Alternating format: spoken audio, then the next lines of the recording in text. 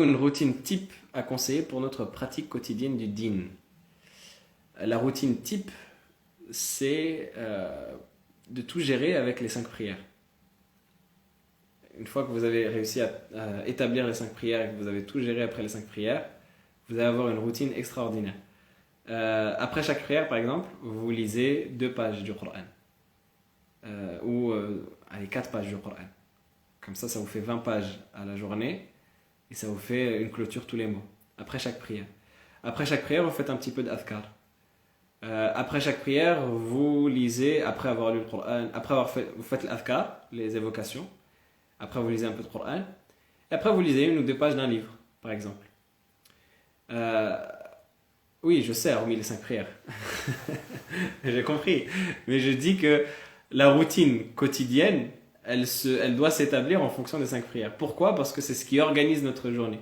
Parce que le problème des routines, c'est quoi le plus gros problème des routines? C'est que ça manque parfois de cadre. Même les routines que les personnes ont pour les routines dans l'alimentaire, le fait de manger, etc., etc. Ce qui va les interrompre dans leur routine, c'est qu'il n'y aura pas de cadre pour soutenir cette routine-là. Et donc ils vont s'y perdre. Ils vont perdre le rythme, ils vont perdre leurs repères, ils vont avoir du mal à garder un rythme. Ce qui va faire que, au final, ils auront du mal à revenir vers cette base-là dans leur routine qui voulait s'appliquer, pardon. Donc le cadre des 5 prières, c'est quelque chose de très important. Pour ça, par exemple, il y en a certains qui ont leur routine du petit déjeuner. En fait, c'est rattaché au petit déjeuner. Leur morning routine. Mais c'est rattaché au petit déjeuner. Ou c'est rattaché au réveil, tout simplement. Il a cette routine-là qu'il va faire tous les matins au réveil. Parce qu'il se réveille, parce que c'est obligé qu'il va se réveiller.